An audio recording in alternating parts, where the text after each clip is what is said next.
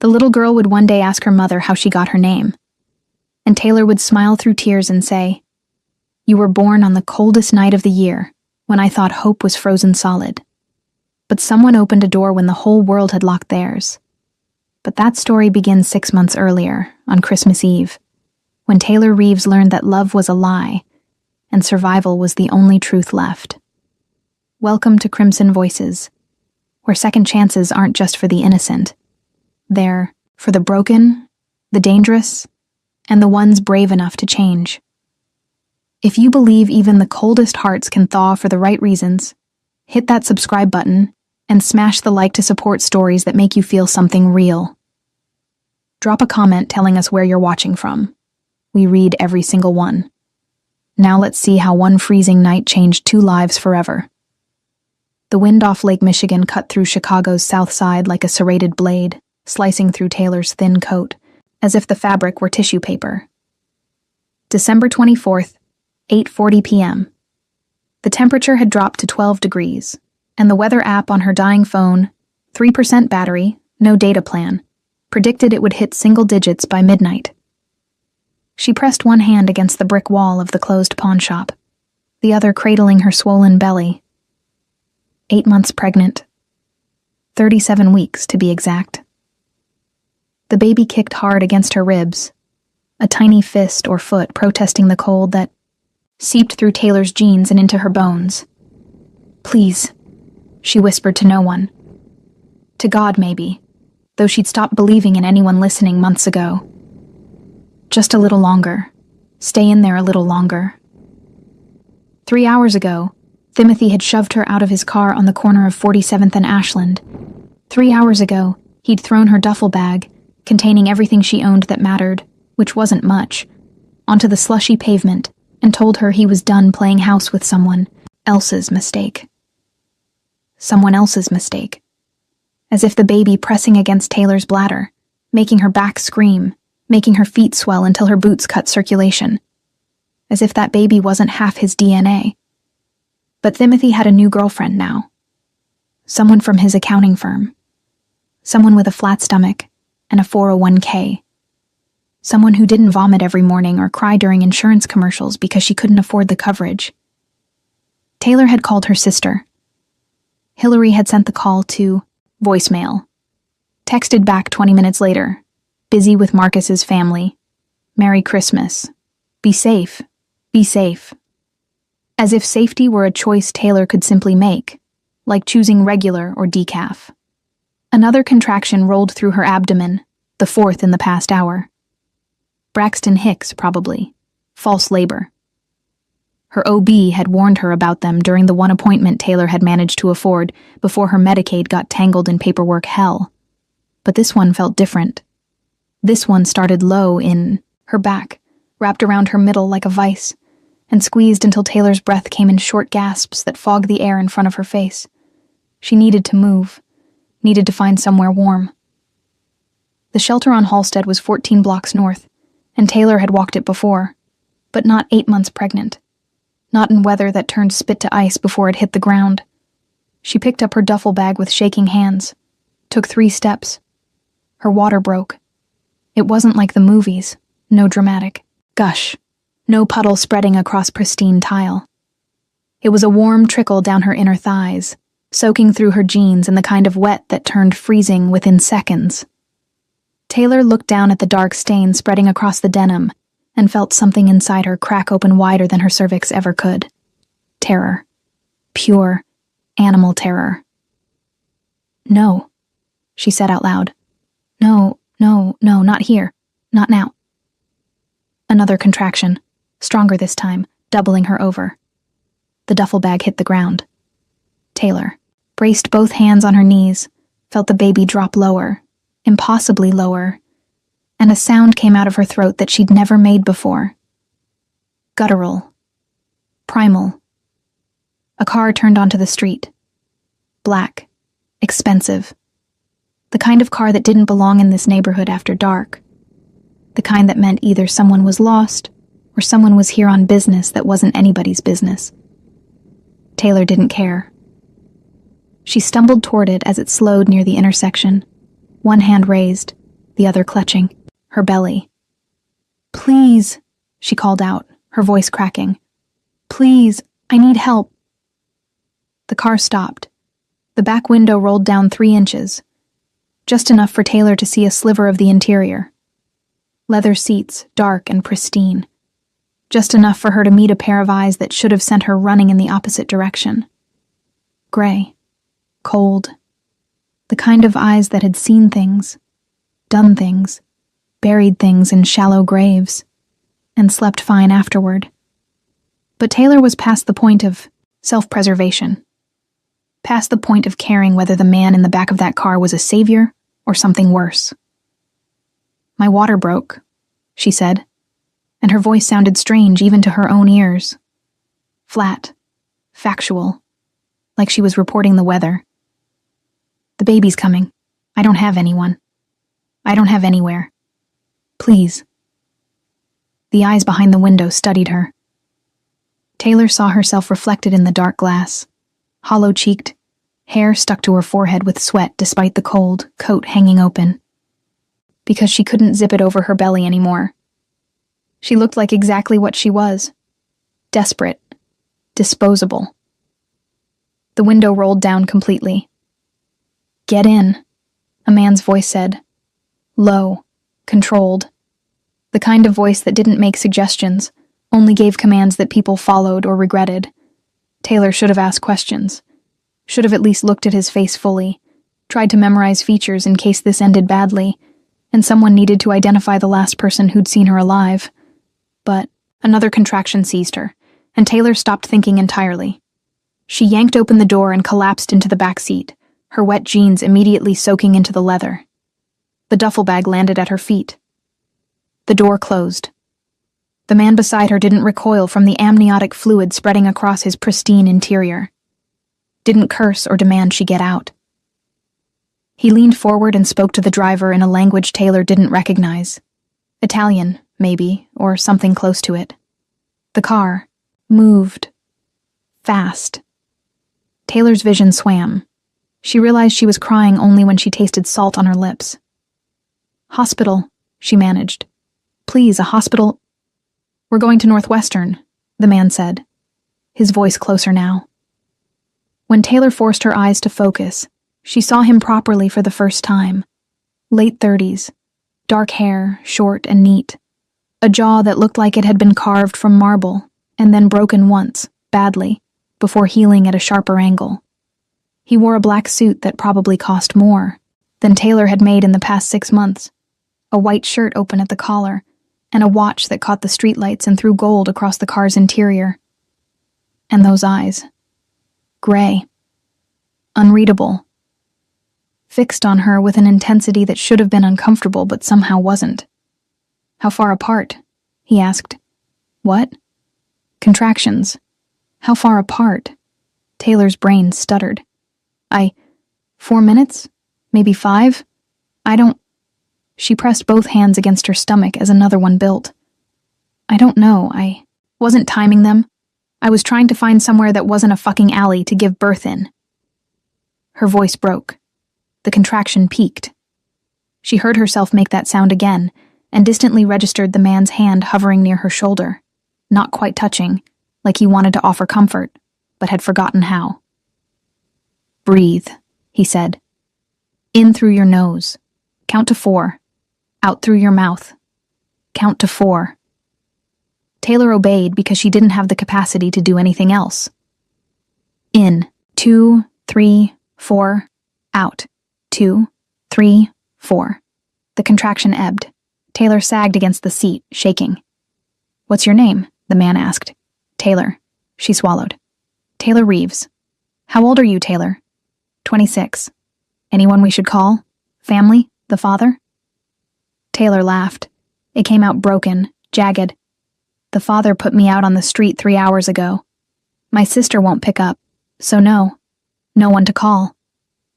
Something flickered across the man's face. Too quick to name. His jaw tightened, and, for a moment, Taylor thought she saw rage. The controlled kind.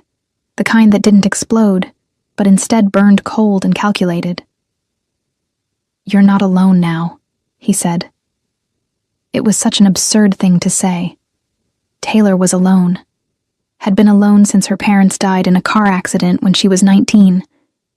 Had been alone through every bad decision, every wrong turn, every night spent wondering how she'd ended up 26 and pregnant and abandoned on Christmas Eve. But the way he said it, flat, factual, like he was stating an immutable law of physics, made something in Taylor's chest unclench. "I don't even know your name," she whispered. "Victor," he said. And then, after a pause that felt weighted, Victor Morandi.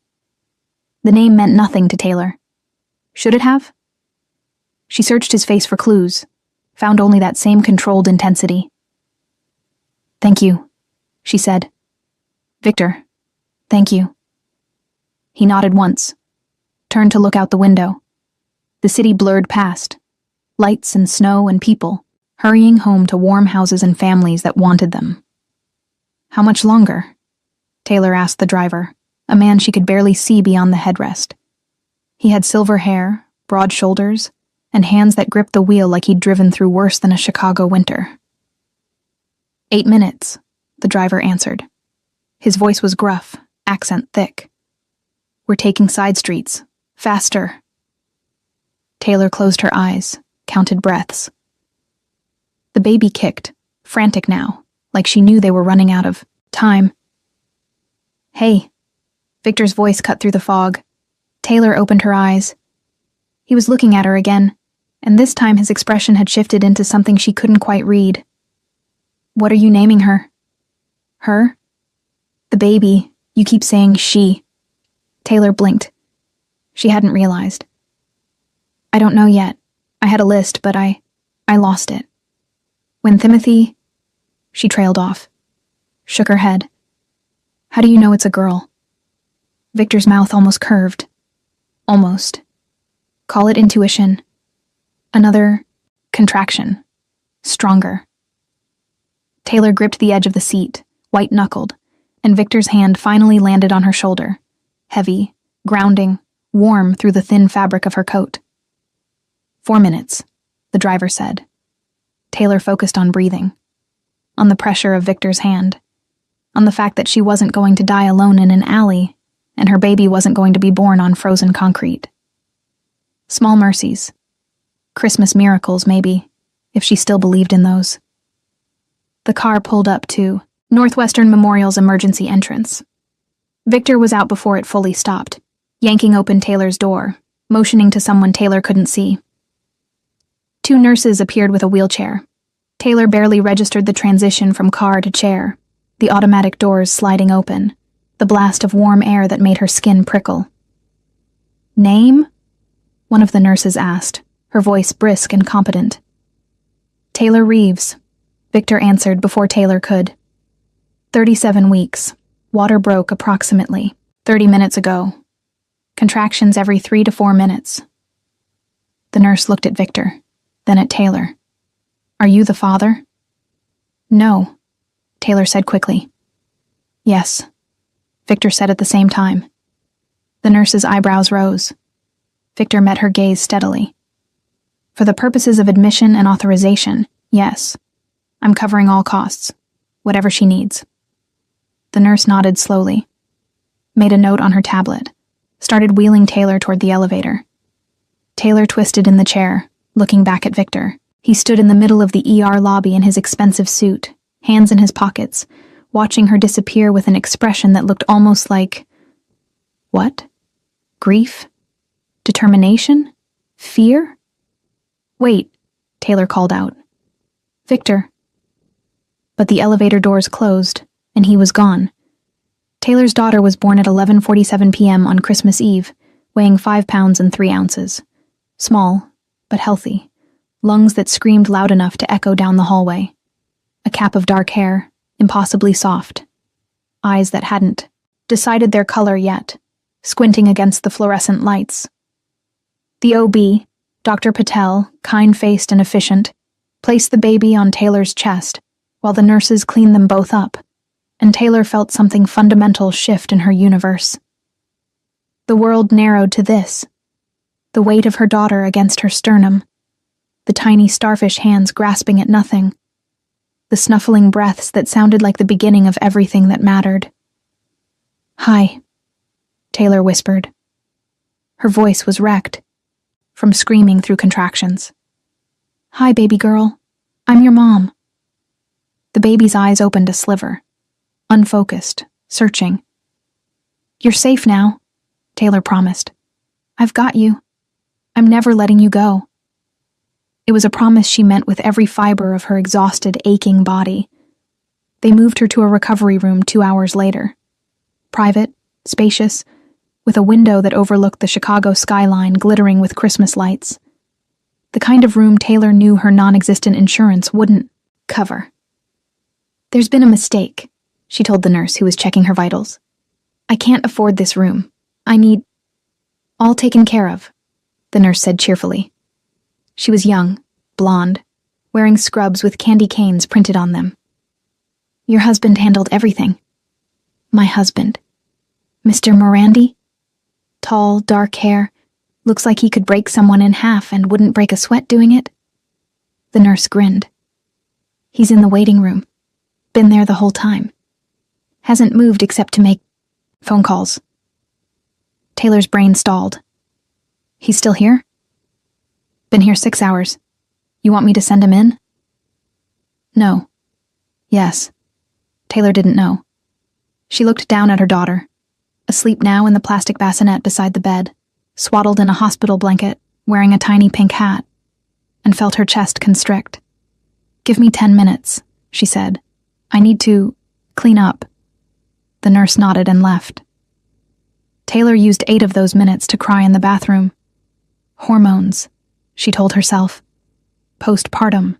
Adrenaline crash. Exhaustion. It wasn't because a stranger had stayed when everyone who was supposed to care had left.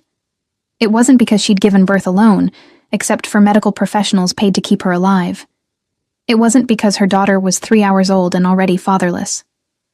She washed her face, finger-combed her hair, changed into the hospital gown that was somehow worse than her ruined clothes, walked back to the bed on shaking legs, and lowered herself onto the mattress like she was made of spun glass. 2 minutes later, there was a soft knock. "Come in," Taylor said. Victor Morandi stepped through the door carrying a bag from Nordstrom. He looked exactly the same as he had in the car.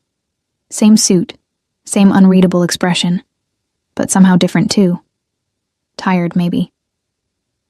There were shadows under his eyes that hadn't been there before, and his hair was slightly mussed, like he'd run his hands through it too many times.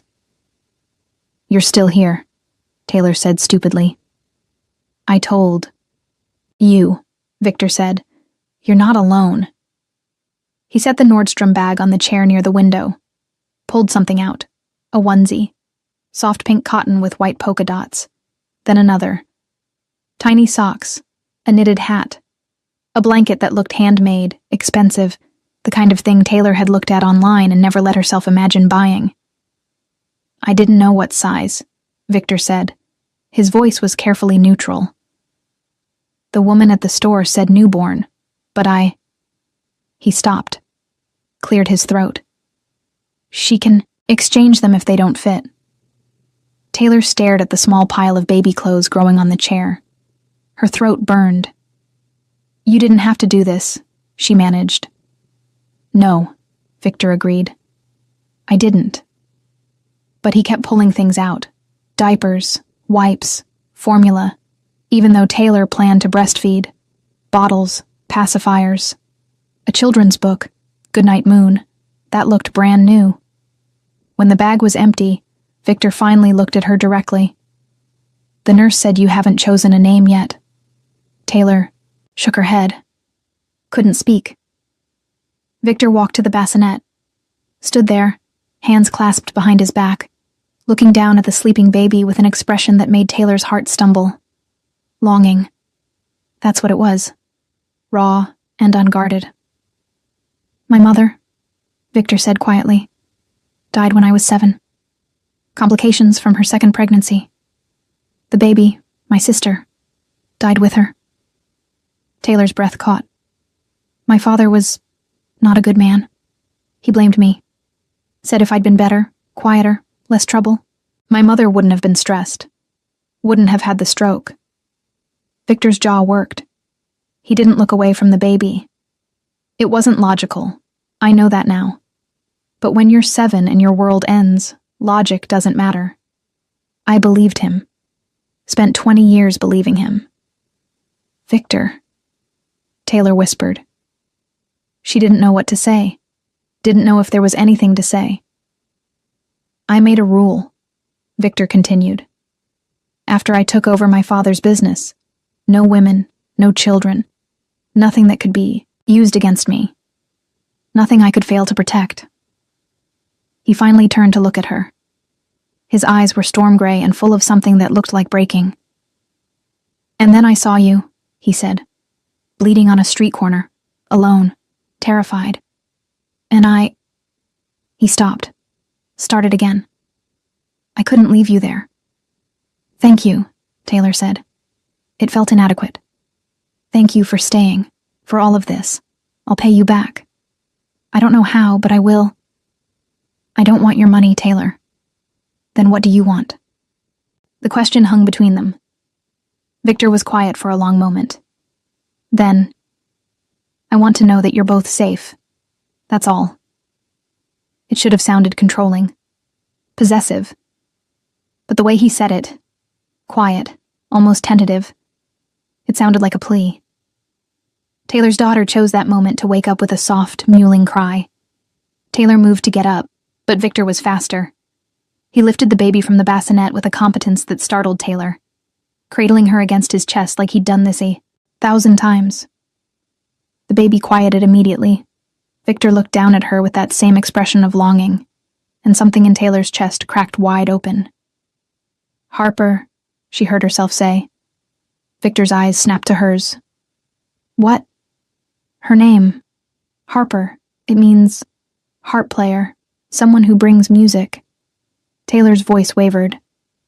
She was born on the coldest night, but when I hold her, all I feel is warm. Victor's throat moved. He looked back down at Harper, who was staring up at him with unfocused, newborn eyes. Harper, he repeated softly. It's perfect. He brought her to Taylor, placed her gently in Taylor's arms, and for a moment his hands lingered, one supporting Harper's head, one steadying Taylor's shoulder. They were close enough that Taylor could smell his cologne. Something expensive and understated. Cedar, maybe. Smoke. I have to go, Victor said, but he didn't move. Will I see you again? Taylor asked. She shouldn't have. It was too needy, too desperate. But she was, 26 and had just given birth alone on Christmas Eve, and this dangerous stranger was the only person who'd shown up. Victor's expression shuddered. He stepped back, and the loss of his warmth was immediate. Get some rest, he said. The hospital has my number if you need anything. The bill is handled. When you're discharged, there's a car service arranged to take you wherever you need to go. Victor. Merry Christmas, Taylor. He walked out without looking back. Taylor sat in the too expensive hospital room holding her daughter and watched the door close. Outside the window, snow began to fall on the city that had nearly killed them both. It's just us, baby girl, Taylor whispered into Harper's soft hair. But that's okay. We're going to be okay. She almost believed it. 6 months passed like a fever dream. Taylor moved into a 4th-floor walk-up in Pilsen with no elevator and a radiator that clanked all night, but only worked half the time.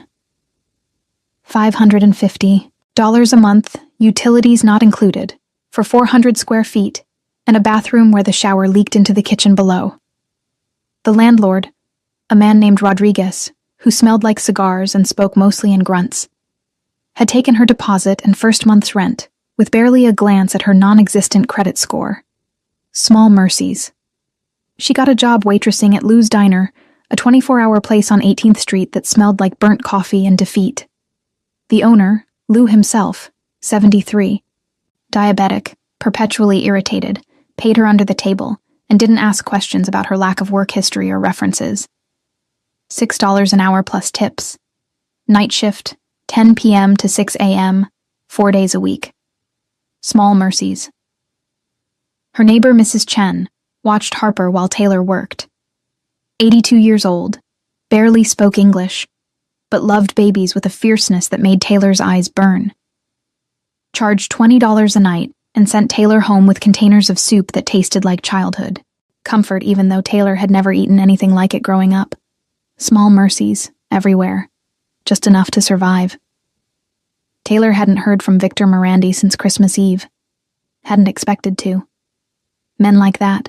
Men who wore suits that cost thousands, who made phone calls in Italian, who had drivers and the kind of presence that made hospital administrators snap to attention. They didn't orbit in the same universe as single mothers living in walk-ups with broken radiators. But sometimes, late at night, when Harper woke crying and Taylor rocked her in the dark apartment while sirens screamed down 18th Street, Taylor thought about him. Wondered if he ever thought about them. Wondered if that moment in the hospital room, when he'd held Harper and looked like he was holding everything he'd ever lost, had meant anything beyond a rich man's passing charity. Probably not. Taylor pushed the thoughts away and focused on surviving. On Harper's first smile, at 8 weeks, directed at a spot of sunlight on the wall. On her first laugh, at 3 months when Mrs. Chen made silly faces. On the way she gripped Taylor's finger in her tiny fist and made every sleepless night, every aching foot, every dollar store dinner worth it. Summer came. The apartment turned sweltering. Taylor bought a second-hand fan that rattled like it had asthma and pointed it at Harper's crib. By late June, Harper was 6 months old, sitting up, babbling, reaching for everything with sticky, curious hands. She had dark hair like Taylor, but her eyes had settled into a gray-green that reminded Taylor of Lake Michigan on cloudy days. Taylor tried not to think about whose eyes they resembled. Tried not to remember the way Victor had looked at Harper like she was the answer to a question he'd been asking his whole life. Thursday night, 3rd week of June. Lou's Diner was dead. Just 2 truckers nursing coffee at the counter and a drunk kid passed out in booth 7. Taylor was refilling salt shakers when the bell over the door chimed. She looked up out of habit. Stopped breathing. Victor Morandi stood in the doorway wearing dark jeans, a black t-shirt, and an expression that suggested he'd rather be anywhere else but had come here anyway. Their eyes met across the diner. Taylor's hands went numb. The salt shaker slipped, hit the counter, exploded into a white cloud that she barely registered. 6 months. He'd been gone 6 months. And now he was here, standing in her diner at 2:15 in the morning, looking at her like what? Like he'd been starving and she was bread. Like he'd been drowning and she was air. "Taylor," he said. His voice carried across the empty space, low and controlled and doing something complicated to her nervous system. "What are you doing here?" The words came out sharper than she meant them to. Victor's jaw tightened. He walked toward her slowly, deliberately, like approaching a spooked animal. "Can we talk? I'm working. Please." The word, that single word, stopped Taylor cold. Men like Victor Morandi didn't say please, didn't ask. They commanded, expected, took. Lou appeared from the kitchen, wiping his hands on his apron, looked at Victor, looked at Taylor, grunted. "Take your break, Reeves. 30 minutes. Taylor opened her mouth to argue, but Lou was already shuffling back to the kitchen, and Victor was standing there with that expression that made her chest ache, and she was so tired of being angry at men who'd left her.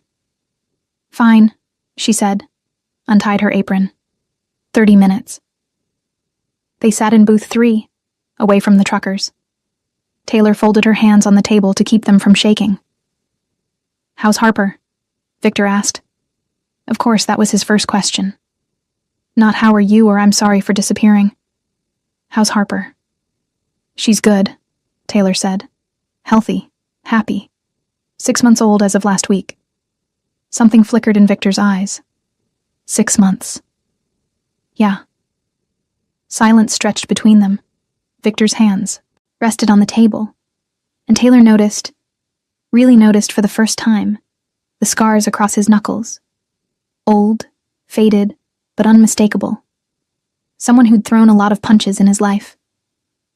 "Why are you here, Victor?" Taylor asked quietly. He didn't answer right away. Instead, he reached into his pocket and pulled out a photograph, set it on the table between them. Taylor looked down. It was a picture of a woman. Young, maybe mid-20s, with dark hair and a smile that looked like it had taken effort to maintain.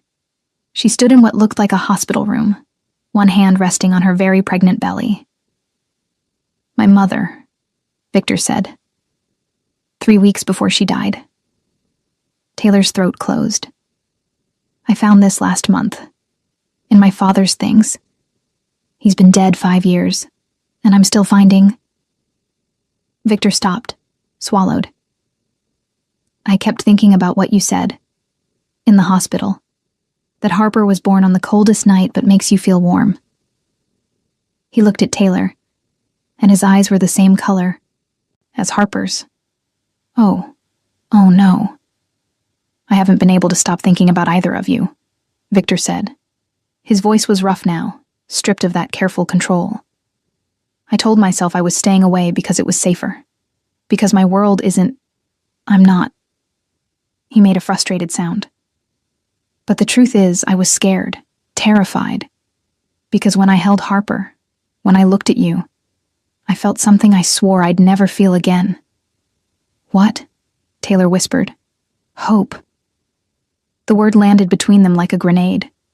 "I don't need you to feel hope for us," Taylor said. Her voice shook. "We're surviving just fine." Victor's expression hardened. "You're working night shifts in a diner and living in an apartment with a broken heater." "How do you know that?" Silence. Taylor's blood went cold. "Have you been watching me?" "Making sure you're safe," Victor corrected. But he didn't deny it. Taylor stood up. "I need to get back to work." "Taylor." "No." She backed away from the booth. "You don't get to disappear for 6 months and then show up acting like you have some claim on us. We're not a charity case. We're not your redemption project. We're just..." Her voice cracked. "We're just trying to survive, and we're doing it without you." She turned and walked back to the counter, grabbed a rag, started wiping down surfaces that were already clean. Victor sat in the booth for another 5 minutes. Then he stood, walked to the counter, placed a business card next to her hand. "If you ever need anything," he said. "Anything at all, call." "I won't," Taylor said without looking at him. "I know." He left. Taylor waited until the door closed, until his footsteps faded, until she was absolutely certain he was gone. Then she picked up the business card with shaking hands. Victor Morandi private number on the back, written in sharp, precise handwriting. "You're not alone, Taylor. You never were." She shoved the card in her pocket and went back to work. 3 weeks later, everything fell apart.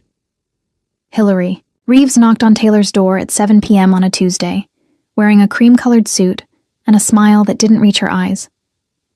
Taylor hadn't seen her sister in 8 months. Not since the phone call on Christmas Eve. Not since the text that said be safe while Taylor was freezing to death in an alley. "Hi, Tay," Hillary said, like no time had passed at all. Like she hadn't ignored every call, every voicemail, every desperate text Taylor had sent in those first terrifying weeks after Harper was born. Taylor stood in the doorway of her apartment, Harper balanced on her hip, and felt every muscle in her body lock down. Fight or flight. Prey, recognizing predator. "What do you want, Hillary?" Hillary's smile widened. Perfect white teeth. She'd always had perfect teeth, perfect hair, perfect life. Married Marcus Chen, no relation to Mrs. Chen next door, at 28. Big house in Evanston. Important job doing something with marketing. No children, though, which Hillary had always framed as a choice until their mother died, and took with her the pretense that Hillary had ever wanted kids in the first place. Except the way Hillary was looking at Harper now, calculating, hungry, made Taylor's skin crawl. "I wanted to see my niece," Hillary said. "Can I come in?" Every instinct screamed no. But Taylor was raised to be polite, raised to believe family meant something, raised by parents who would have been horrified by the idea of turning your sister away. So she stepped back, led Hillary into the too small apartment that smelled like fried rice from Mrs. Chen's and formula, and that slightly sour scent of baby spit up that Taylor could never quite eliminate no matter how much she cleaned. Hillary's gaze swept the space, cataloging, judging, landing on the crib in the corner, secondhand, one side held together with duct tape because the latch had broken. On the stack of clean laundry Taylor hadn't had time to fold. On the crack in the window that Taylor had covered, with plastic sheeting to keep the cold out, come winter. "You're living here?" Hillary asked. Her voice dripped with something that sounded like concern but tasted like acid. "It's what I can afford." "And working nights at a diner?" Taylor's grip on Harper tightened. "How do you know that?" "Facebook." Hillary shrugged. "You're tagged in the location sometimes." That was a lie. Taylor didn't use Facebook. Hadn't since before Harper was born. But she didn't argue. Hillary sat down on the futon. That doubled as Taylor's bed without being invited. Crossed her legs, smoothed her skirt. "This isn't a life for a child, Taylor." "Excuse me?" "Look around." Hillary gestured vaguely. "You're exhausted. You're broke. You're raising a baby alone in a neighborhood where I heard gunshots from the parking lot." Taylor felt her pulse spike. "We're fine." "Are you?" Hillary leaned forward. "Because from where I'm sitting, you're barely holding it together. And Harper deserves better. Harper has everything she needs. Does she? Or are you just telling yourself that because you're too proud to ask for help?" Taylor's jaw locked. "I asked you for help. On Christmas Eve. You sent me to voicemail." Hillary's expression flickered. Guilt, maybe. Or irritation at being reminded. "I was with Marcus's family. I couldn't just... I was dying in an alley." "Don't be dramatic. I gave birth 3 hours later." Harper started crying.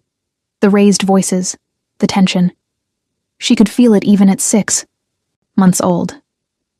Taylor immediately softened, bouncing her gently, shushing her. "Shh, baby, it's okay. Mommy's here." Hillary watched this with an expression Taylor couldn't name. Then she stood, walked to Taylor, reached out. "Let me hold her." "No." "Taylor, I'm her aunt. You're a stranger. You've never even asked to meet her before now." Hillary's smile sharpened. "I'm trying to be here now, trying to help, but you're making it very difficult." "I don't need your help." "Yes, you do. You just don't know it yet."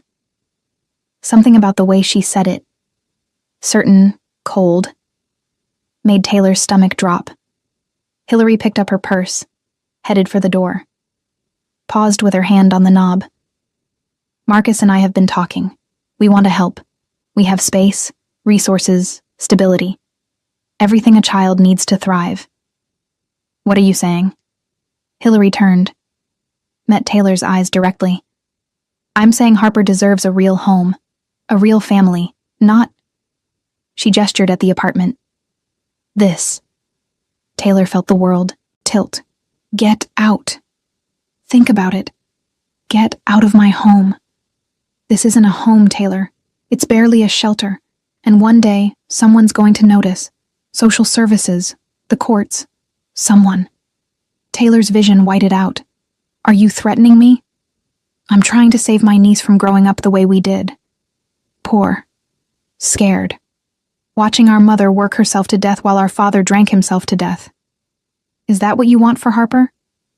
That's not... isn't it?" Hillary's voice turned soft, poisonous. "You're already exhausted, and she's only 6 months old.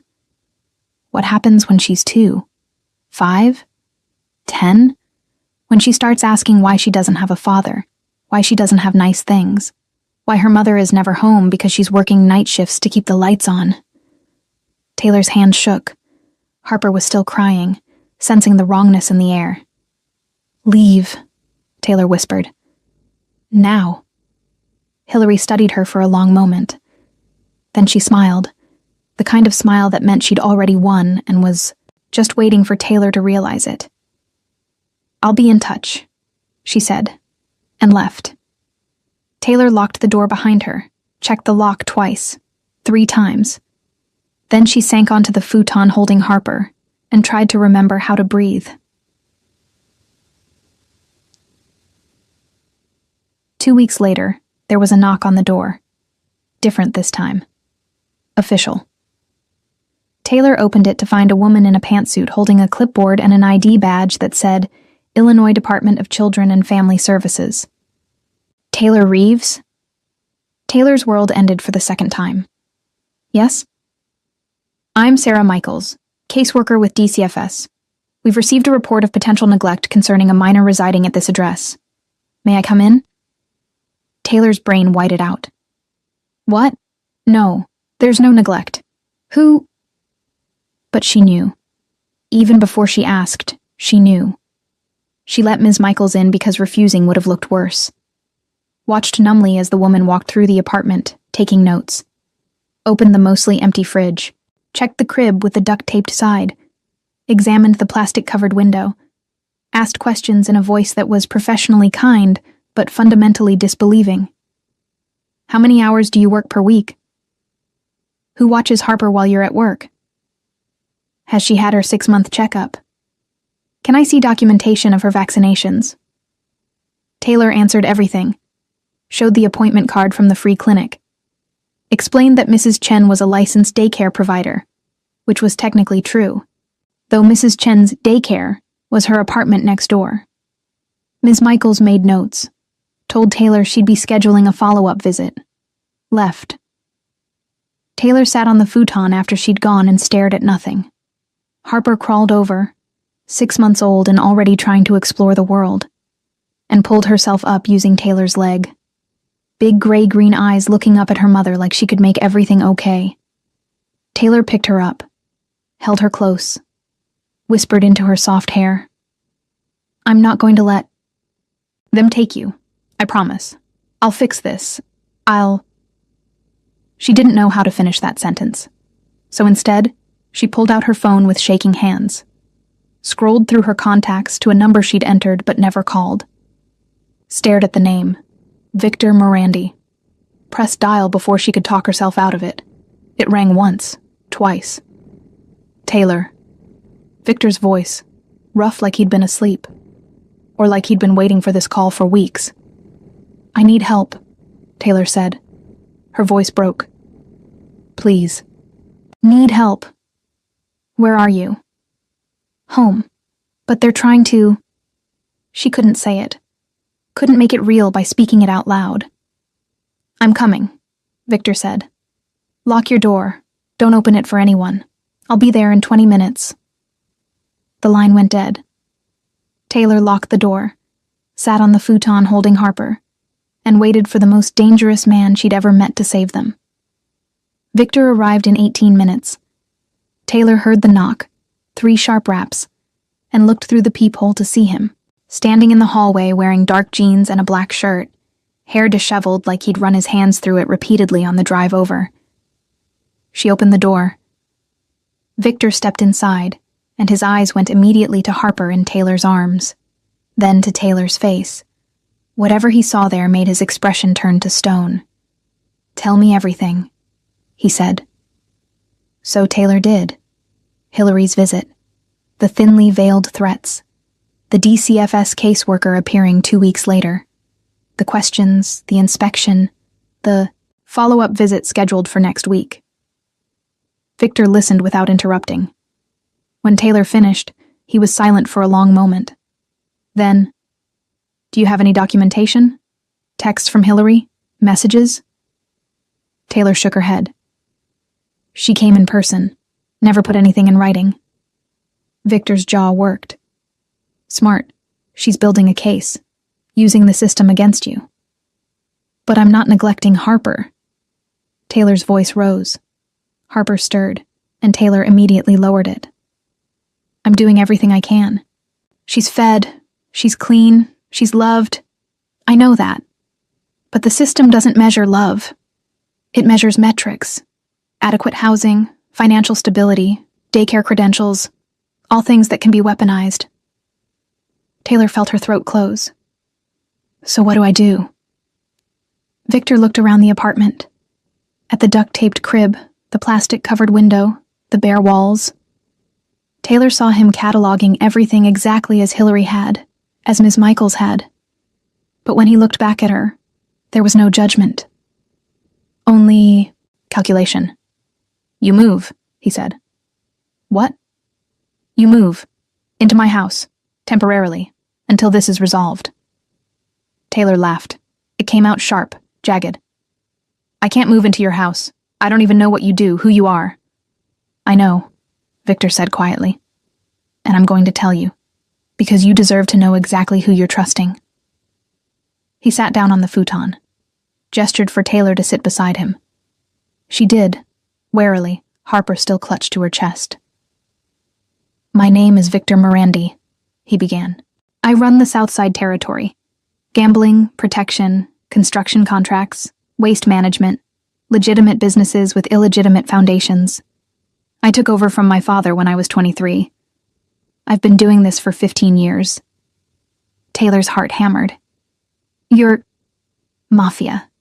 Yes. The word hung in the air between them. I've hurt people, Victor continued. His voice was flat, factual. I've killed people. Men who betrayed me, who threatened my operations, who crossed lines. I'm not a good man, Taylor. I'm not even trying to be. Then why are you here? Victor looked at Harper. Because when I held her in the hospital, I remembered what it felt like to want to protect something. Someone. I spent 20 years building walls, and she knocked them down in 30 seconds. His eyes met Taylor's. Gray-green. The same color as Harper's. I can't be her father, Victor said. I won't pretend that's what this is, but I can keep you both safe. I can make sure Hillary doesn't have a leg to stand on. I can give you the resources to fight this. Why? Taylor whispered. Why do you care? Victor was quiet for a long moment. Then, my mother was pregnant when she died. 32 weeks. My father came home drunk, started a fight. She fell, hit her head. Stroke.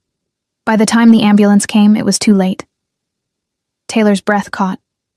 I was 7 years old, hiding in a closet, listening to her die, and I couldn't do anything.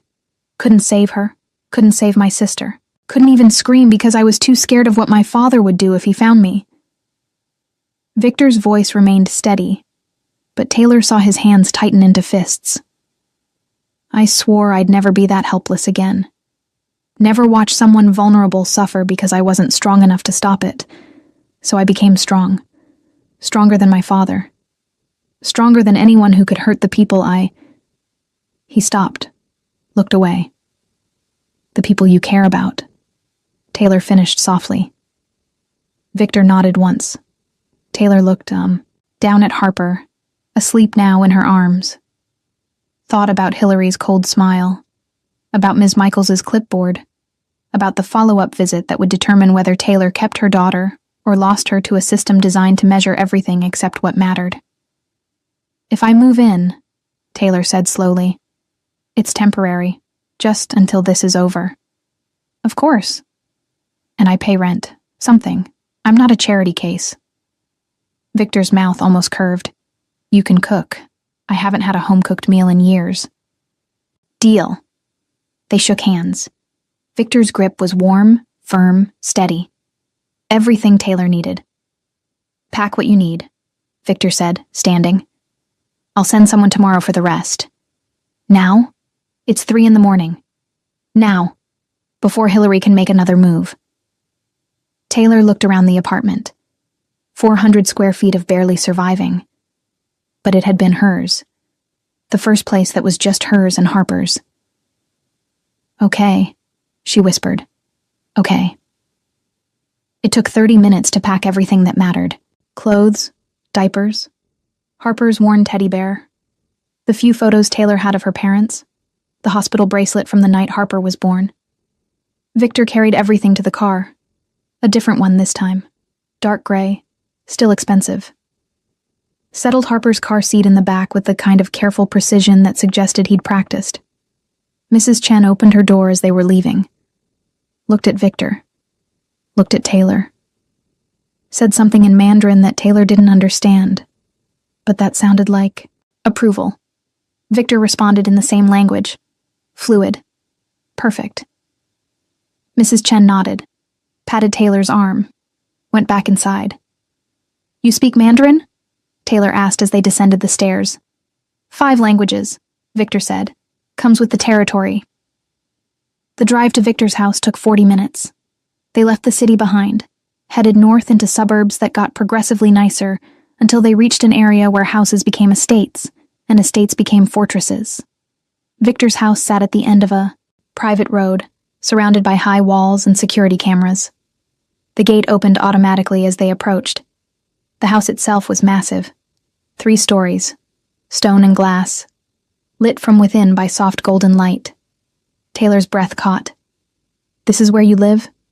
Yes. Alone? I have staff. They don't live here. He pulled into the circular driveway, killed the engine, turned to look at Taylor. Last chance to change your mind, he said quietly. Taylor looked back at the sleeping city they'd left behind, thought about the walk-up with the broken radiator, about Hillary's smile, about Ms. Michaels's clipboard. I'm not changing my mind, she said. Victor nodded, got out, came around to open her door. Taylor stepped out into her new life, carrying her daughter, and followed a mafia boss into his fortress. Victor's house was nothing like Taylor expected. She'd imagined something cold, sterile, all marble and leather and sharp edges, the kind of place that looked expensive but felt empty. Instead, she walked into warmth. Hardwood floors, soft rugs, furniture that looked comfortable rather than just expensive. A staircase with wrought iron railings. Windows everywhere, currently dark, but she imagined would flood the space with light come morning. Guest room is upstairs, Victor said, leading the way. Second door on the right. It has an ensuite bathroom. I'll have someone bring up a crib tomorrow. Harper sleeps with me, Taylor said quickly. Victor paused on the stairs, looked back at her. Is that safe? I've been doing it for 6 months. I'm careful. He nodded slowly, continued up. The guest room was bigger than Taylor's entire apartment. King-sized bed, dresser, reading chair by the window, attached bathroom with a tub that could fit 3 people. Taylor stood in the doorway holding Harper and felt vertigo. Too much? Victor asked. I don't know how to exist in a space like this, Taylor admitted. You'll learn. He set her bags down near the dresser. Kitchen is downstairs. Help yourself to anything. Coffee maker is automatic. Just press the button. I'll be in my office if you need me. At 4 a.m? I don't sleep much. He turned to leave, and Taylor heard herself say, Victor? He stopped. Thank you. For this. For everything. I don't know how I'll ever... You don't owe me anything, Taylor. Get some rest. He left, closing the door softly behind him. Taylor stood in the middle of the too big room holding her sleeping daughter, and tried not to cry. Failed. Morning came too quickly. Taylor woke to sunlight streaming through windows she'd forgotten to curtain and Harper's insistent babbling. She'd been awake for approximately 4 seconds when there was a soft knock on the door. Come in, Taylor called, still half asleep. A woman entered carrying a tray. Late 50s, gray hair pulled back, wearing simple slacks and a cardigan. She had kind eyes and moved with the efficiency of someone who'd been doing this work for decades. Good morning, Miss Reeves. I'm Margaret. I manage the house. Mr. Morandi asked me to bring you breakfast and see if you needed anything. Taylor stared at the tray, Coffee, eggs, toast, fruit. Real food. Hot food. Thank you. You didn't have to. Mr. Morandi was very clear about making sure you and the baby are comfortable. Margaret set the tray on the small table near the window. There's a high chair in the kitchen if you need it. And I took the liberty of ordering some baby supplies. They should arrive this afternoon. I can't let him pay for all that. Margaret smiled. It was the kind of smile that suggested she'd heard this argument before and knew exactly how it would end. Mr. Morandi does what Mr. Morandi wants, she said gently. I've worked for him for 10 years. Trust me on this. She left before Taylor could protest further. Taylor fed Harper, then herself, trying to ignore how good real eggs tasted after months of dollar store cereal. After breakfast, she ventured downstairs. The house was even more beautiful in daylight. Large windows overlooked gardens that were meticulously maintained. The kitchen was enormous. Restaurant-grade appliances, marble countertops, an island that could seat 6. Victor sat at that island, laptop open, coffee steaming beside him. He wore a white dress shirt, sleeves rolled to his elbows, reading glasses perched on his nose. He looked up when Taylor entered. Morning, he said. Hi. Taylor shifted Harper on her, hip. Margaret brought breakfast. Thank you. You needed to eat. I could have made something. You're a guest, Taylor, not staff. The word guest felt wrong. Guests stayed for a weekend. Taylor was hiding from her sister in the state. But she didn't argue. Harper chose that moment to reach toward Victor, making grabbing motions and babbling. Victor's expression softened immediately. He closed the laptop, removed his glasses, and held out his hands. May I? Taylor hesitated, then handed Harper over. Victor held her with the same careful competence he'd shown at the hospital. Harper immediately grabbed his nose, giggled when he made an exaggerated sound of pain. Something in Taylor's chest twisted. I have a meeting at 11, Victor said, bouncing Harper gently. But I'll be back by 3. Margaret will be here if you need anything. Don't go outside the property. The security system is armed. Am I a prisoner? You're protected. There's a difference. Is there? Victor met, her eyes over Harper's head. Yes. Because you can leave whenever you want. But if Hillary shows up, if DCFS shows up, if anyone shows up asking questions, you're not here. Understood? Taylor understood. What about the follow-up visit? Cancel it. Tell them you've relocated temporarily for family reasons. Give them this address. Won't that look suspicious? Let me worry about what it looks like. My lawyers are already building a counter case. Character witnesses, financial documentation, evidence that you're a fit mother providing adequate care. How? I have resources. Let me use them. Harper yawned, snuggled into Victor's chest, and promptly fell asleep. Victor looked down at her with an expression that made Taylor's throat close. She trusts you, Taylor whispered. Children are terrible judges of character, Victor said, but his voice was soft. Or maybe they see something adults miss. Victor's eyes found Taylor's. For a moment, neither of them spoke. Then his phone buzzed.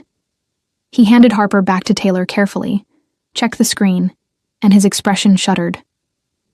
I need to take this, he said. Stepped out of the kitchen. Taylor heard him answer in Italian, heard his voice turn cold, sharp, heard him give orders in a tone that reminded her exactly who he was and what he did. She looked down at Harper, sleeping peacefully in her arms. What are we doing, baby girl? Taylor whispered. What have we gotten ourselves into? Harper didn't answer, just sighed, in her sleep, and curled closer. The 3 days passed. Taylor fell into an uneasy routine. Mornings with Harper in the 2-big bedroom.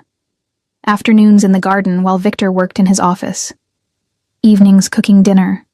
Simple things, pasta and vegetables, Nothing fancy. While Victor watched from the island like she was performing magic. You didn't have to do this, he said the third night, watching her drain spaghetti. We had a deal. I cook, you provide. Housing. I would have provided housing anyway. I know. But I need to contribute something. Victor was quiet for a moment. Then, you already do. Taylor looked up. What?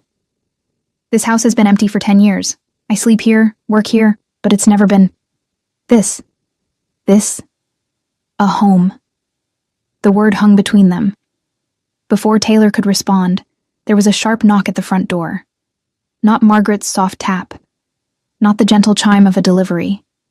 Sharp, insistent, official. Victor was on his feet immediately. Stay here. Don't come out. Victor. But he was already moving toward the door, and Taylor's blood went cold because she knew what this was before Victor even opened it. Ms. Michaels stood on the front step. Behind her, 2 police officers. Mr. Morandi, Ms. Michaels said, we're looking for Taylor Reeves. We have reason to believe she's residing here with a minor child, and we need to conduct a welfare check. Victor's expression was stone. Do you have a warrant? We have a court order for immediate inspection based on abandonment of her previous residence and failure to appear for scheduled follow-up. Taylor's vision whited. She hadn't abandoned her apartment. She'd texted Ms. Michaels the new address just like Victor told her to. Except she'd used her old phone. The one that sometimes didn't send messages because she couldn't always afford data. Oh God. Taylor Reeves is a guest in my home, Victor said, his voice ice cold. And you will not enter without a warrant. Sir, we can obtain a warrant within the hour. Then do so, and bring your supervisor, because you're operating on false information, and when I'm done, you'll be lucky to still have a job. Ms. Michaels' expression flickered. Uncertainty. One of the officers stepped forward. Sir, we're just trying to ensure the safety of a child. The child is safe. Better fed, better housed, better protected than she's ever been. Come back with a warrant and I'll prove it. Until, then get off my property. There was a long, tense moment where nobody moved. Then Ms. Michaels nodded tightly. We'll be back within 2 hours. I'll be waiting. Victor closed the door, locked it, turned. Taylor stood in the kitchen doorway holding Harper, shaking so hard she could barely stand. I sent the text. I swear I sent it. I know. Victor's voice gentled. This isn't your fault. Someone's feeding them information. Someone who wants you to look incompetent. Hillary. Most likely. Taylor felt her knees buckle. Victor was there immediately, catching her, guiding her to the couch. They're going to take her, Taylor whispered. They're going to take Harper and give her to Hillary, and I'll never... No. Victor's hands framed her face, forcing her to look at him. Listen to me, Taylor. They are not taking Harper. I won't let them. Do you understand? I won't let them. You can't stop a court order. Watch me. He pulled out his phone, made 3 calls in rapid succession. The first in English to someone he called counselor. The second in Italian to someone whose name Taylor didn't catch. The third to someone he addressed as Judge Patterson. By the time Ms. Michaels returned 90 minutes later, she had a warrant, her supervisor, and a lawyer Victor had never met but who somehow already had a complete file on Taylor's case. They conducted their inspection. Found Harper well-fed, clean, happy. Found documentation of every doctor's appointment, every vaccination, every milestone. Found character statements from Margaret, from Mrs. Chen, from Lou at the diner. Found absolutely nothing wrong. Ms. Michaels left looking confused and frustrated. Her supervisor apologized for the inconvenience. The lawyer shook Victor's hand and told Taylor she had nothing to worry about. When they were finally alone, Taylor collapsed onto the couch and sobbed into her hands. Victor sat beside her. Didn't touch her. Just sat there, solid, and steady, while Taylor cried out 6 months of terror. When she finally lifted her head, Victor handed her a tissue. "How did you do that?" Taylor asked, her voice wrecked. "I told you. I have resources." "That was more than resources. That was power," Victor finished quietly. "I have power, and I'm using it to protect you." Taylor looked at him. Really looked. At the expensive clothes, the scarred knuckles, the eyes that had seen terrible things and done worse. "Why?" she whispered. "Why me? Why Harper?" Victor was silent for a long moment. Then, "Because when I held her in that hospital, I felt like maybe I could be someone other than my father's son. And when I look at you, I see someone fighting like hell to give her daughter the childhood you never had, and that..." His voice roughened. "That's worth protecting." Taylor didn't think. She just moved, leaned forward and pressed her lips to his. Victor went completely still. Then his hand came up to cup the back of her head, and he kissed her back like she was air and he'd been drowning. It lasted 5 seconds, maybe 10. When they broke apart, Taylor's heart was hammering and Victor's eyes were dark. "We shouldn't," he started. "I know. This complicates things. I know. But I can't..." He stopped, swallowed. "I can't stop thinking about you. Haven't been able to since Christmas Eve." "Me neither," Taylor whispered. They stared at each other. Harper, sensing the tension, started to fuss. The moment broke. Taylor picked up her daughter. Victor stood, ran a hand through his hair, and looked like he was waging an internal war. "I need to make some calls," he said finally. "We're not done with this. Hillary won't stop just because one inspection went well. What do we do?" Victor's expression turned cold, calculating, the mafia boss sliding back into place. "We go on offense," he said, "and we destroy her case before she can build it." Hillary made her next move 2 weeks later. Taylor was in the kitchen making lunch when Margaret appeared in the doorway, her usual composed expression cracked with something that looked like anger. "Miss Reeves, there's someone here to see you. A Mr. Timothy Grant. He says he's Harper's father and he's demanding to see his daughter." Taylor's blood turned to ice. "What?" "He's at the gate with a lawyer. They're citing parental rights. Mr. Morandi is handling it, but he asked me to bring you to his office." Taylor scooped up Harper and followed Margaret through the house. Victor's office was on the first floor, all dark wood and leather and windows that overlooked the front drive. He stood behind his desk, phone pressed to his ear, watching security monitors that showed the gate. On the screen, Taylor could see Timothy, same weak chin, same calculated smile. Beside him stood a man in a cheap suit, carrying a briefcase. Victor ended his call, looked at Taylor. "Did you put his name on the birth certificate?" "No, I left it blank." "Good. That buys us time." He pressed a button on his desk. "Tell them Miss Reeves is unavailable, and they need to schedule a formal visitation request through proper channels." "They're threatening to call the police," came a voice through the speaker. One of Victor's security team. "Let them. They have no legal standing." Victor released the button, looked at Taylor. "He's doing this for money. Hillary's paying him." "How do you know?" "Because men like Timothy Grant don't develop paternal instincts after abandoning a pregnant woman in an alley. They develop financial motivation." Taylor sank into one of the leather chairs. Harper clutched to her chest. "This is never going to end, is it? She's never going to stop." Victor circled the desk, crouched in front of Taylor so they were eye level. "Then we make her stop." "How?" "By exposing her. By showing the court exactly who she is and what she's trying to do." "We don't have proof. We will." Victor's expression was granite. "I'm done playing defense, Taylor. Time to remind your sister that she picked a fight with the wrong family." The word family made Taylor's breath catch. Victor seemed to realize what he'd said. His jaw tightened, but he didn't take it back. Instead, he stood and made another call. "Marco, I need surveillance on Hillary Reeves Chen. Everything. Phones, emails, bank records. I want to know every person she talks to, every dollar she spends, every lie she tells." He paused. "Yes, immediately. I don't care what it costs." He hung up, looked at Taylor.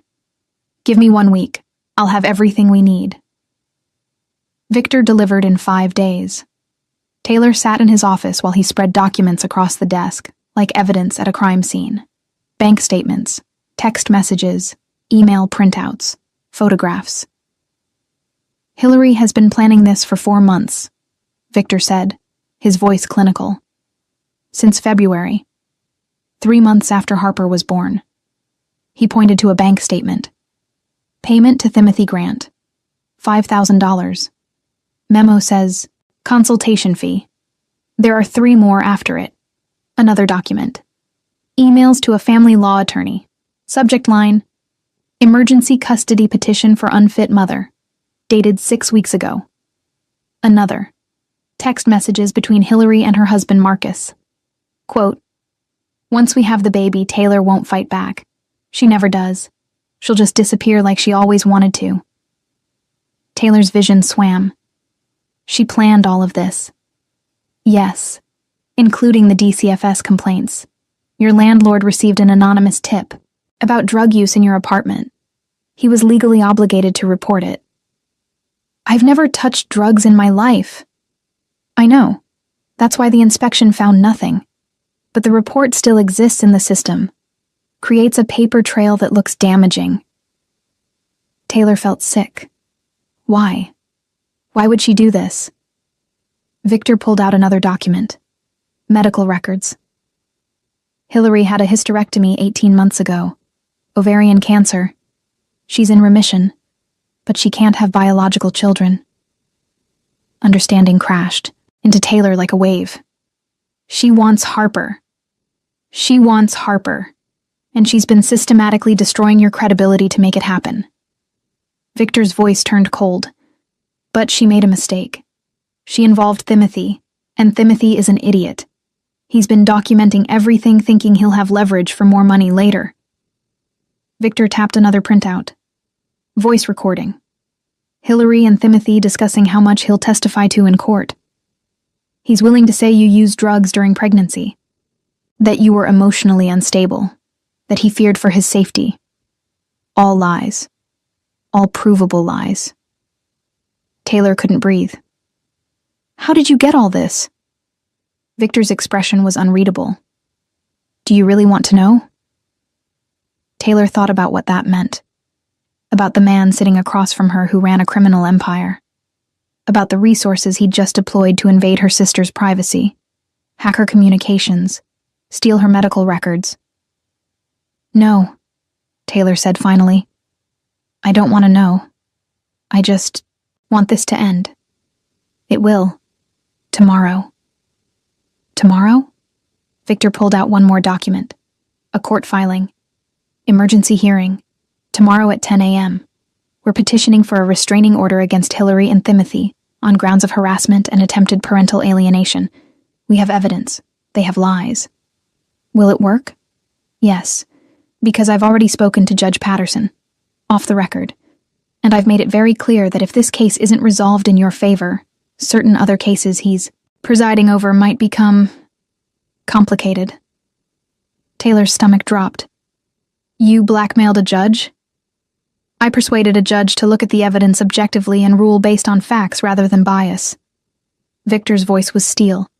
"There's a difference." "Is there?" "In my world? Yes." Taylor looked at the documents spread across the desk. Evidence obtained illegally. Judges influenced through pressure. Her sister's entire life laid bare through methods that were probably felonies.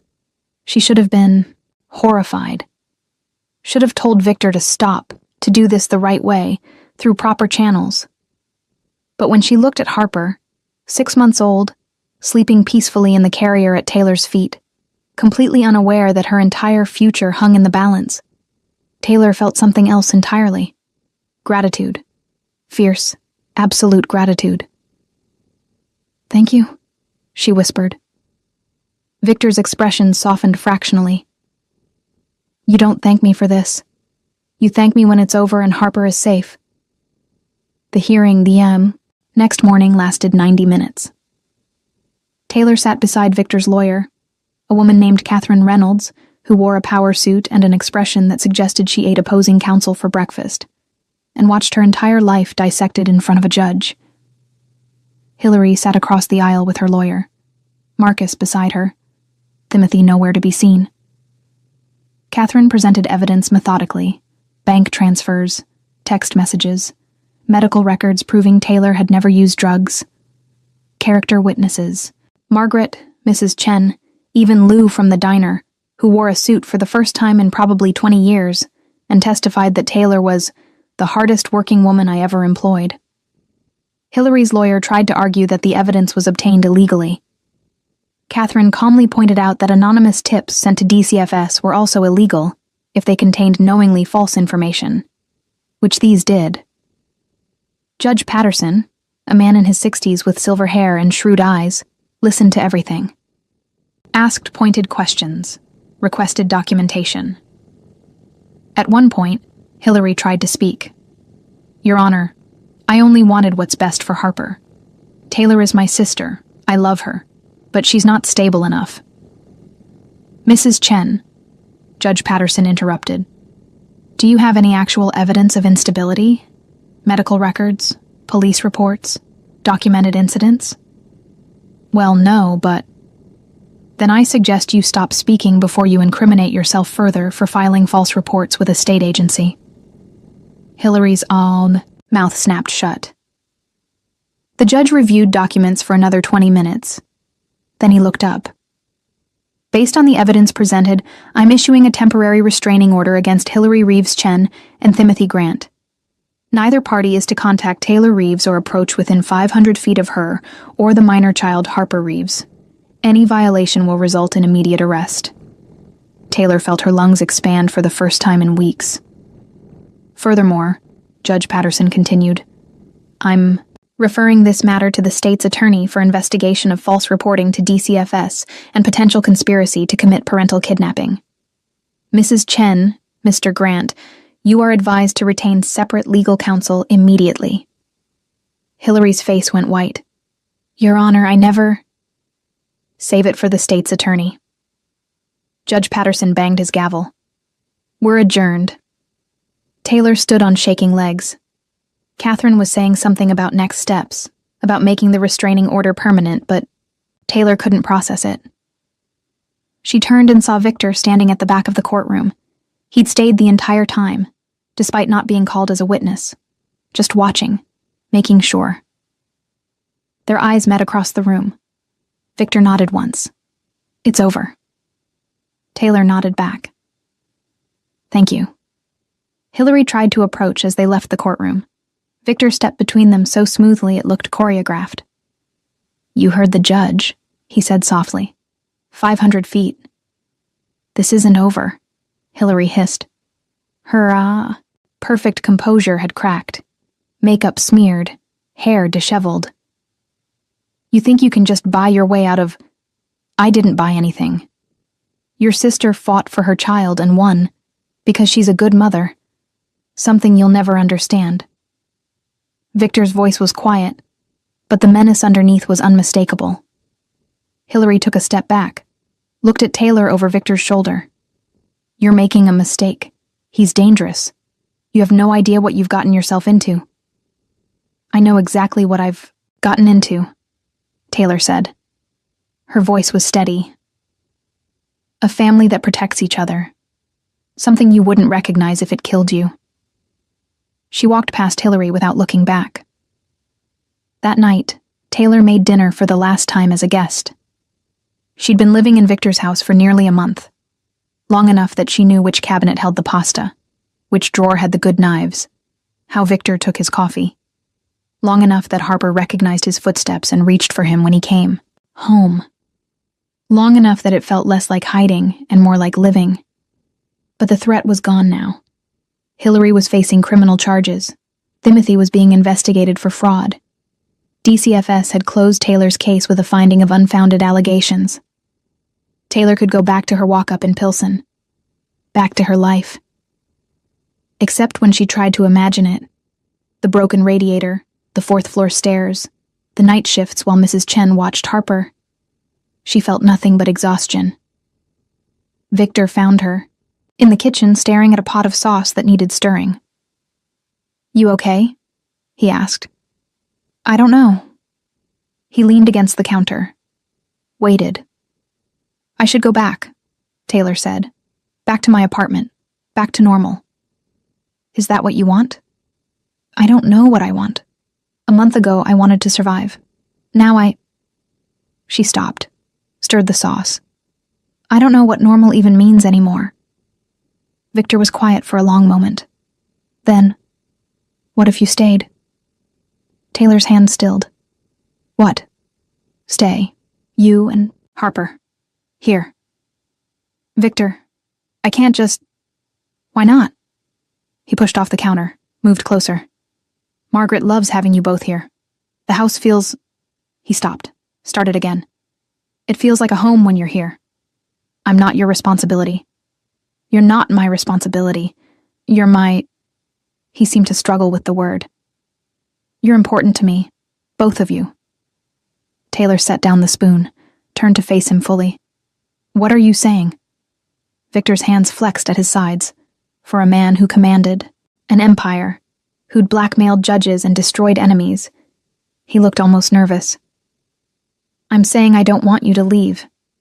I'm saying when I come home and hear Harper laughing, when I walk into the kitchen and smell real food, when I see you curled up on the couch reading while she sleeps, that's when I remember what I'm supposed to be protecting.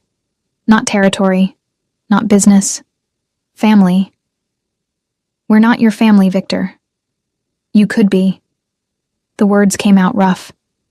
"If you wanted. No pressure. No expectations. Just..." He swallowed. "Just stay, please."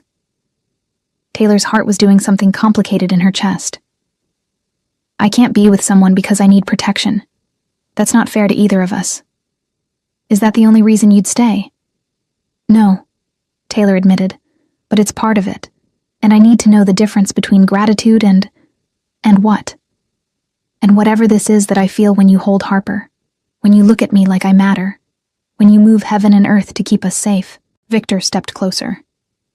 Close enough that Taylor could see the silver threading through his dark hair, the scar above his left eyebrow, the way his eyes had gone soft.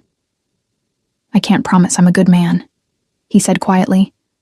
"I can't promise I won't make decisions that scare you or do things you don't agree with, but I can promise that as long as you're with me, nothing will hurt you or Harper. Ever.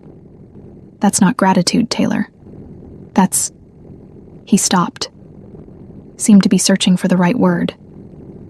"Love?" Taylor whispered. Victor's breath caught. "I don't know if I remember how to love.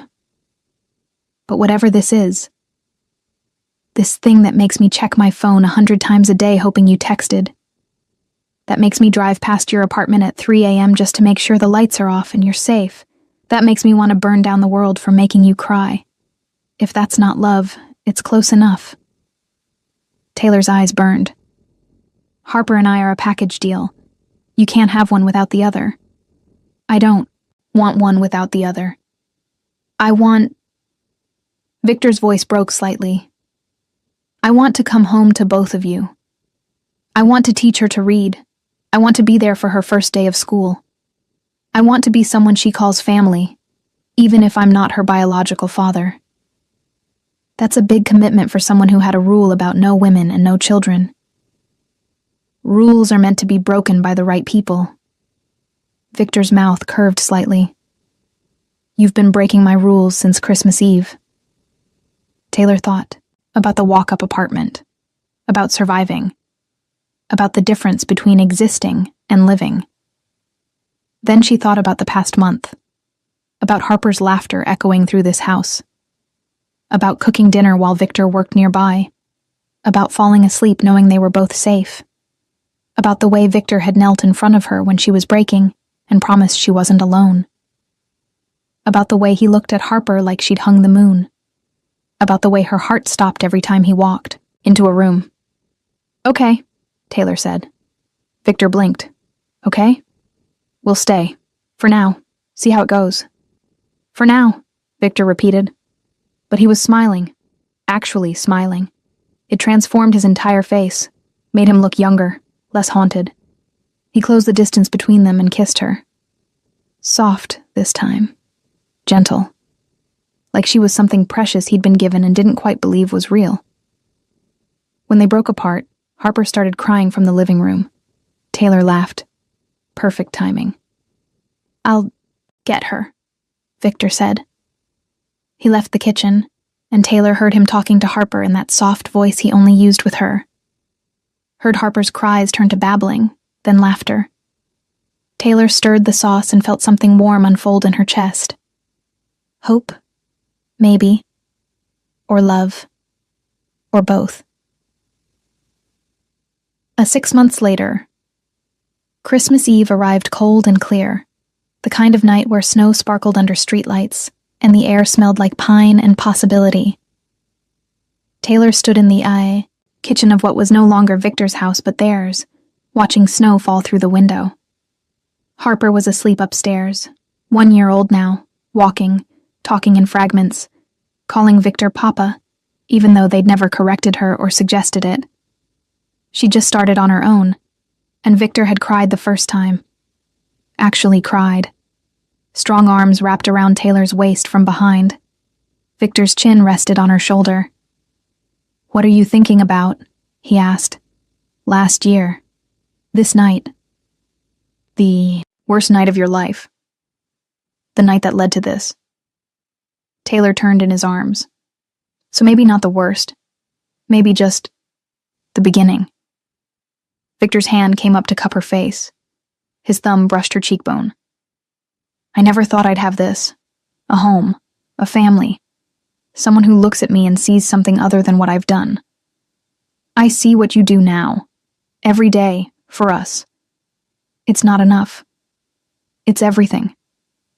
Victor kissed her forehead, her temple, her lips.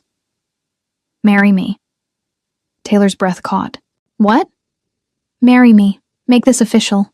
Let me be Harper's father legally, not just in practice. Let me..." He swallowed. "Let me be worthy of this. Of you." "You're already worthy, Victor." "Then say yes anyway." Taylor looked up at the man who'd opened a car door on the coldest night of her life and saved her. Who'd fought judges and criminals and the entire system to keep them safe. Who'd learned to change diapers and read bedtime stories and make pancakes shaped like animals. Who'd taken every broken piece of his own childhood and rebuilt it into something beautiful for Harper. "Yes," Taylor whispered. "Yes, of course, yes."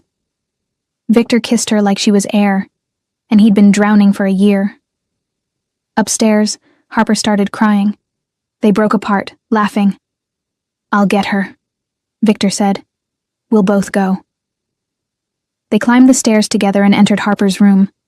The room that had once been Victor's childhood bedroom. The room where his mother used to read to him before she died. The room he'd kept locked for 20 years until Taylor had gently suggested it might be time to let new memories replace old ghosts. Harper stood in her crib, tear-streaked and reaching. "Mama. Papa." Victor picked her up, and Taylor wrapped her arms around both of them. Outside, snow continued to fall on Chicago, on the city that had almost killed them, on the streets where Taylor had once begged for help and found a man willing to break every rule he'd ever made. Inside, a family stood together in a room that no longer held ghosts. Just love. Just hope. Just the promise of every Christmas yet to come. Epilogue.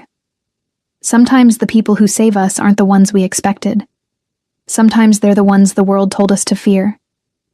Sometimes salvation comes from the most dangerous places, because that's where desperation and grace collide.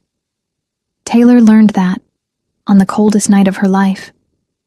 And Victor learned that strength isn't measured by how many enemies fear you, but by how many people feel safe enough to sleep peacefully in your arms.